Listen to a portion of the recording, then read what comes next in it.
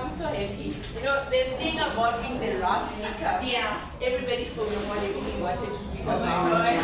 So I can just sit down and say it was nice meeting you all. As they have introduced me, my name is Reneilwe Maenetja. Hopefully the next time you guys see me, I'll be Dr. Maenetja. You know, every time they ask me, are you a Miss or Mrs. when I'm filling in forms, I'm like, I can't wait to see Doctor. Without any waste of time, I'm gonna take you through my journey from the weeping season to the winning season. And I broke it down into the D's of life.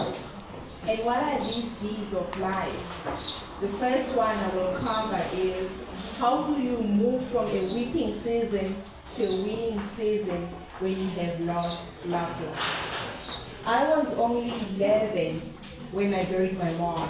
At the age of 11, I found myself standing next to a coffin, not only of my mom, but of my little brother as well.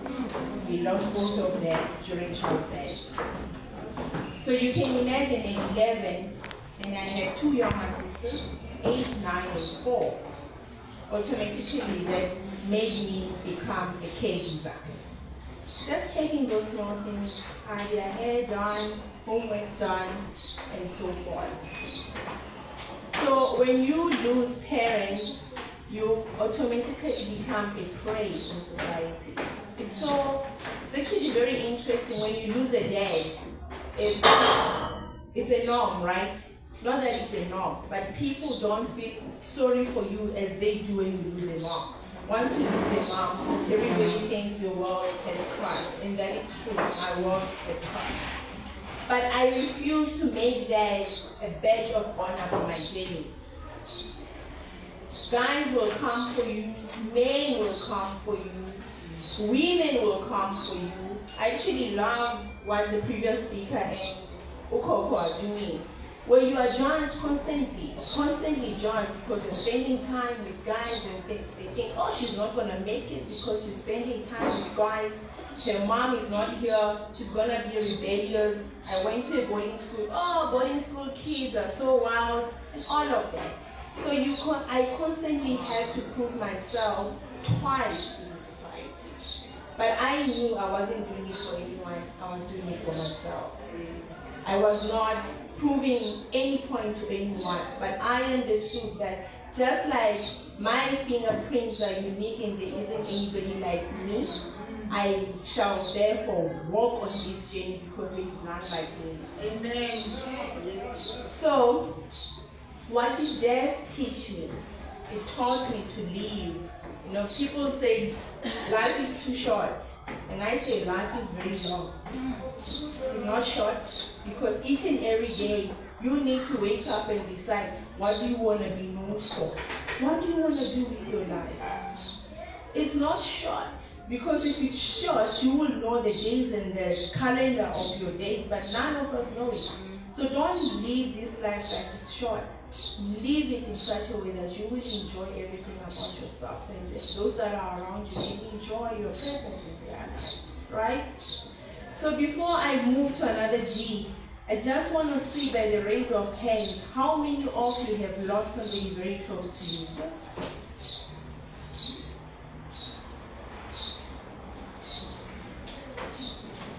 And you realize that you never forget them, right? Yes. So at the same time heals, and you realize that time doesn't really heal, right? We must move away from putting a time frame to a healing journey because you grieve people that you have lost all the time. When you are graduating, you find yourself crying and say, I wish my mom was here. When you are getting married, you still cry and say, I wish my mom was here. There are certain things that will remind you that you have lost someone very close to you. But in all of that, you honor the people that you have lost. what kind of life would they want for you? You know, when I sit with women or men and find someone saying, nah, I didn't become in because I didn't have parents. It's like, it can't be. You are making excuses of why your pain hindered you from promoting and giving your purpose. No, I'm not going to school because I didn't have anyone to take me to school. I didn't go to school because I was going through so much. But the truth is, every single day you need to decide that this dearth, this void that I have in my heart, how am I going to close it? Are you going to close it with taking more out of yourself, or are you going to live a purposeful life so that you can fill it up with what makes you happy? So many of you raise your hands. So if with each and every person you lose, you hold back to dear life, what kind of life are you going to live at the end? It will be a life that you will not be proud of. But for you to move away from that victim mentality of saying, because of my loss, I'm losing myself. You say, because of my loss, I will recreate myself. So now, moving to another D. You know, it's actually, I love Monolo's presentation because so many women, it's amazing, you know, when you are in a group and you find, oh no, I divorced because of my pain. I'm like, so many of us have been on that journey. It's different for everyone. We have a whole lot of women that talk about divorce. We have so many women that are carrying the pain of divorce. We have so many women that are saying, I've lost so much, I've lost myself. And I'm glad that the audience today, during her talk, I realized so many are not married, which is great. And I'm saying, when you get married, please don't lose yourself. I don't know why people lose themselves out of that journey, during that journey, but to this audience, I'm saying, when you know what you want, nobody else can take it away from you. I've already shared a little bit that I divorced, but I refused to be known as a divorced woman because that is not my identity. I refuse to be known as a broken woman because I feel that that is just a chapter of my book. That is just a chapter of my book, not the whole book.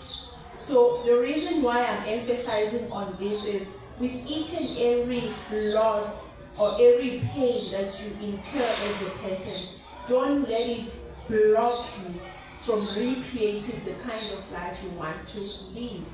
Some call it self-discovery. I'm going to discover myself. I say, when I was trying the discovery thing, it was not working for me because I didn't know what I was looking for. I'm recreating myself. Because what am I searching when I say I want to discover? I'm not sure. I thought, okay, maybe I must try yoga. Maybe I must try this. But once I have identified what kind of life, how do I see myself? What do I want to be? I started creating images and building it up in my head that I am not maybe a gym person. I was paying the gym and money was just going in and out, you know, from my account to their account, but I wasn't going to the gym because I wanted to be like other people, but it was at my expense. And I realized that actually, I'm more skipping rope kind of person. Do I need to pay the gym to go for skipping rope? No. So which goes back to, it doesn't matter how you relate with other people, what matters is how do you relate with yourself. And when I said I'm going to cover the second D, which is divorce, it's not only the romantic divorces we're talking about, it's the friendship divorces that you go through. You have lost friends along the way. A lot of friends. Some of you feel backstabbed. Some of you some of you, sure, they said so much about you that you can't even forgive the next person, for how long are you going to carry that pain in you?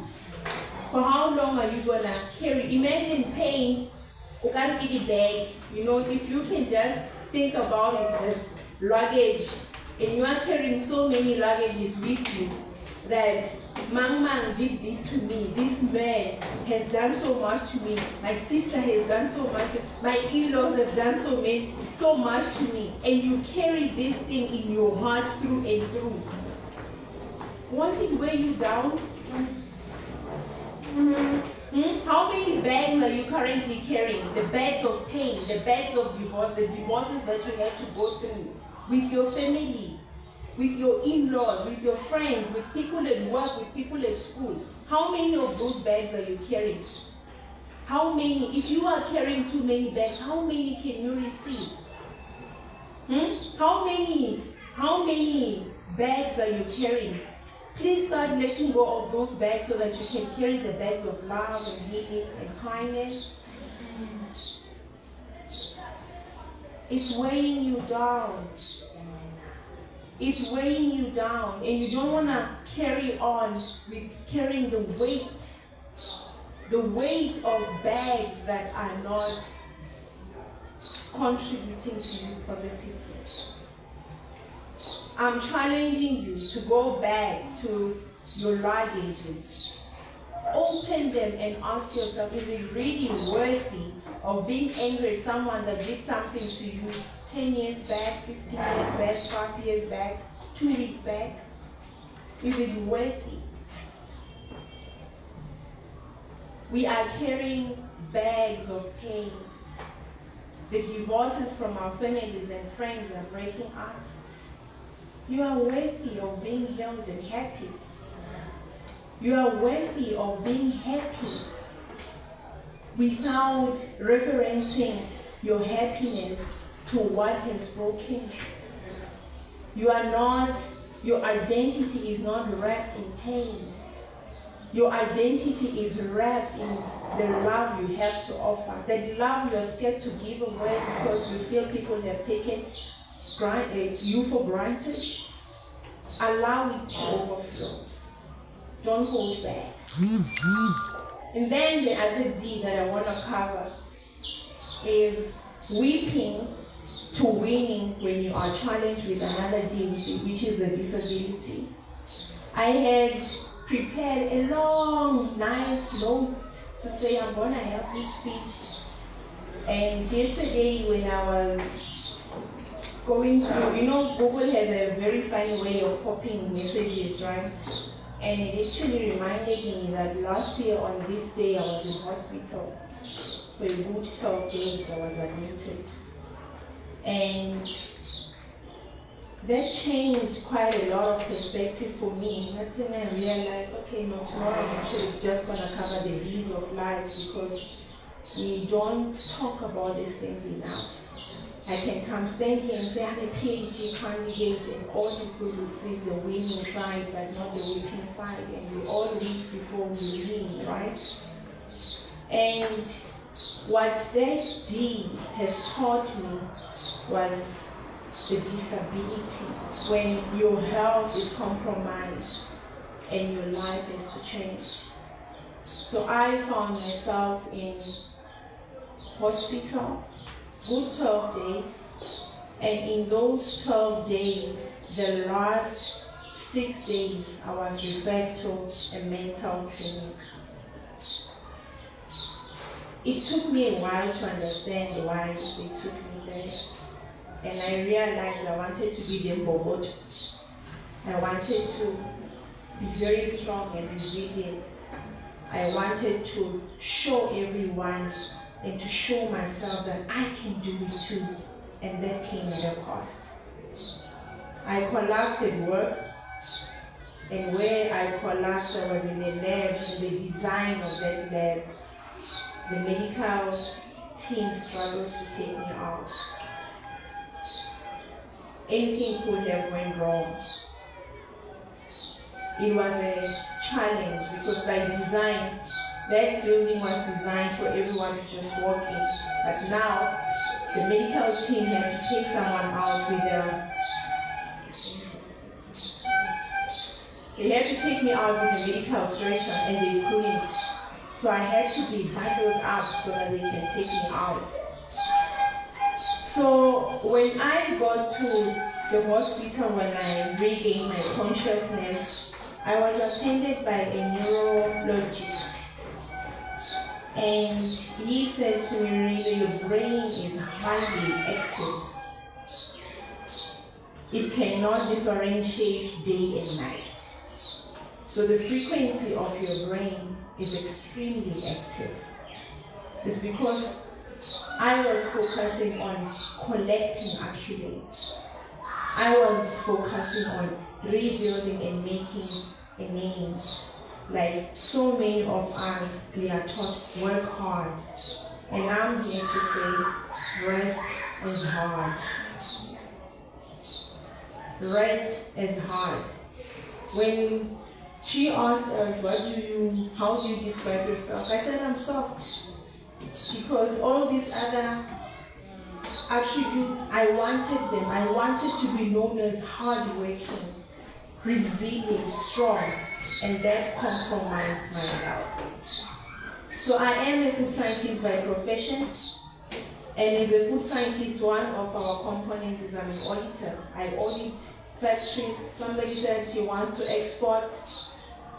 So we audit, we go to different places to do audits, but because of my health, now I cannot audit at certain places. But what compromised my health is the desire to be seen winning, is the desire to be seen thriving, is the desire to collect accolades. As we are advocating for empowerment, can we please advocate for relaxation? As we are advocating for build yourself, build the community, build families, can we also advocate for be at rest? Be okay with not doing anything. Because in us preaching and advocating for these things, we forget that the rise of being must never compromise your being when you are rising. Now, understand, guys, it could have been anything. It could have been the end of me. And all I was gonna get was beautiful Facebook tributes to say she was a hard worker. She was all of these things. She was. None of those things matters at the end. None. I can tell you for free. None of those things matters. What matters is you being comfortable in your own skin. You being comfortable in your journey. There is no time frame. She said it, like other people, it's Apiwe that said it, other people get there faster. We are all going to one place, and our place is destiny. Our destination is dependent on you and your creator. Once you start looking around, you're going to start getting pressure that you don't need. A pressure that can break you. Pressure that can really, really break you in the name of building yourself. We've got entrepreneurs in the house. I heard your story, I recognized you, and I heard you. In that journey, what kills so many of us is what we have lost, and all of these things, it's all material. But I can tell you for free that once you start being physically affected by your journey of running through and through, you start realizing that there was power in resting. There was power in taking it easy. There was power in being true to yourself. The pressures that you are getting from families that indoor must.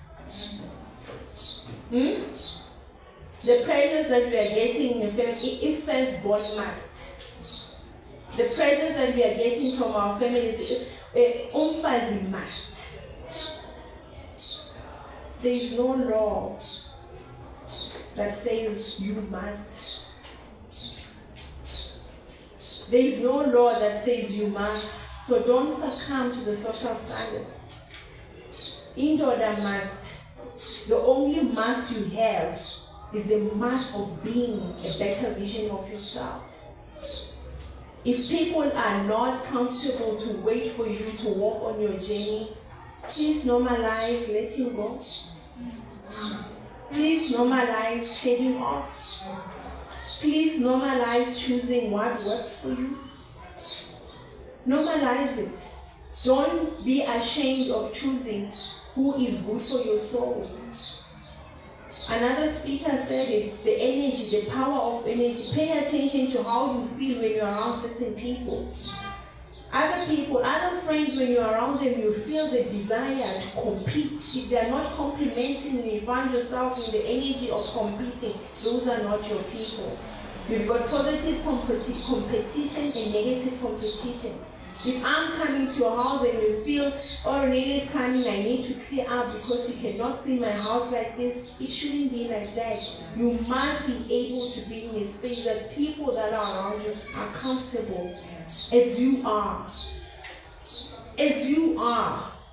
We're not saying don't work on yourself, we're saying work on yourself, but not with the pressure of social standards. That is what has killed so many people. We are hearing depression this, depression that, is because there is so much pressure we are putting on ourselves, or there are so much pressure we are succumbing to because of the social standard, the kind of information that we are feeding our ears with. Learn to filter. Be comfortable in your own journey. Being you as you are, you will be loved and appreciated by those that matter to you at your journey. So before I move to another one, I just want two people to tell me, what are they divorcing? What do you want to detach yourself from? What is it that you want? You know, the thing about seminars, we come here and we talk, and when you leave, nothing really changes for you. You pay for another seminar, and you listen to people talking, nothing really changes for you. How many seminars have you been to? And how have they impacted you as a person? So I just want two people that will say, I am challenging myself to divorce myself from 1, 2, 3. It may be a negative attribute that you want to let go of. So that in this room, there can be someone that, guys, you've got coaches in the house. Some are not speakers, but they can contribute positively to your life. Somebody may say, I want to let go of bad eating habits. I want to let go of procrastination. I want to study, but I don't know how to do it. So I want to divorce myself from the element of self-doubt. I want to walk out of this room knowing that there is someone that was guided towards their destiny, not just being a speaker, having all of this. These titles will not mean anything if I'm not impacting on anyone. Is there anybody that wants to share what is it that they would love to change about their lives and what support do they need?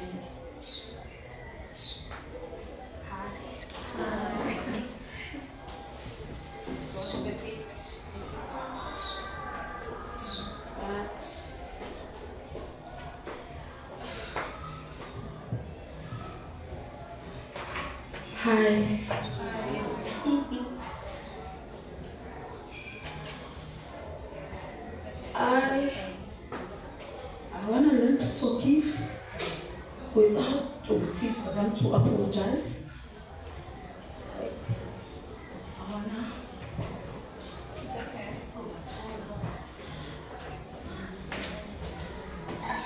I've been in hell for a very long time, and I felt myself burning,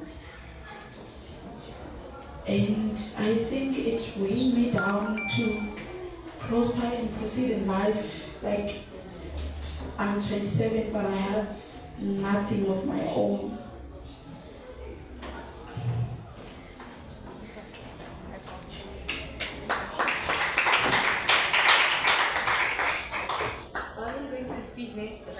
I understand what she's saying, and I'd like to add on to it. I think I'll say your words for you.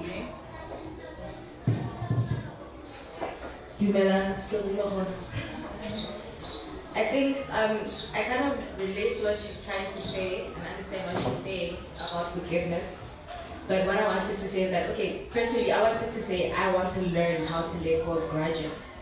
Because one thing that I've noticed is that sometimes people do you dirty, eh? People do you wrong, people do you bad. And sometimes out of ego, out of pride, out of shame, they're afraid to say, I'm sorry. Yeah. They don't know how to apologize, or they don't want to apologize. For certain reasons that you can't control, things that you cannot control, things that are out of your control. So one thing that I've learned with my own personal experience is that when people do you dirty and they do you bad, you get angry, you become bitter, because you're in pain, you're tormented. But what we don't realize, which is kind of sad, is that while we're hurting, they're not hurting. They don't feel your pain. Sometimes they see it, but they're just not empathic enough. Is it empathy? They're just not empathic enough to understand what you're going through. So they won't come to you and apologize and say, I'm sorry, forgive me. And sometimes, I'm sorry is all you need to hear. Sometimes forgive me is all you need to hear. And sometimes, unfortunately, we end up going to our graves, I'm sorry, forgive me. And that breaks our hearts, right? And one thing that I've learned is that, personally, I hold grudges. I will be mad at you for such a long time. And then I will want to forgive you, but then every time I think of forgiving, it comes back and it's like, no, this person doesn't deserve my apology. This person doesn't deserve my forgiveness. Oh my God. This person doesn't deserve your forgiveness because they have never said, I'm sorry. But what that does is, it's like cancer. Instead of eating them up, it is you. Which is so sad. It's so sad because sometimes you could be smiling, looking good, looking clean, and people don't understand your pain because you look fine, right? And they will never come and say, I'm sorry, but holding grudges is like cancer because it's man. And sometimes we miss out on good people, we miss out on good opportunities, we miss out on life in general because we're still holding on to the past and holding on to that pain. And it is so hard to move on, and it's so hard to forgive, especially when someone doesn't know how to say, I'm sorry. So I think I understand what she's trying to say, and you took words out of my mouth, basically. I'm asking because I want to touch on the last D, right? I need 2 more people. What is it that you want to let go? Please come closer. Yeah, unless if you speak louder.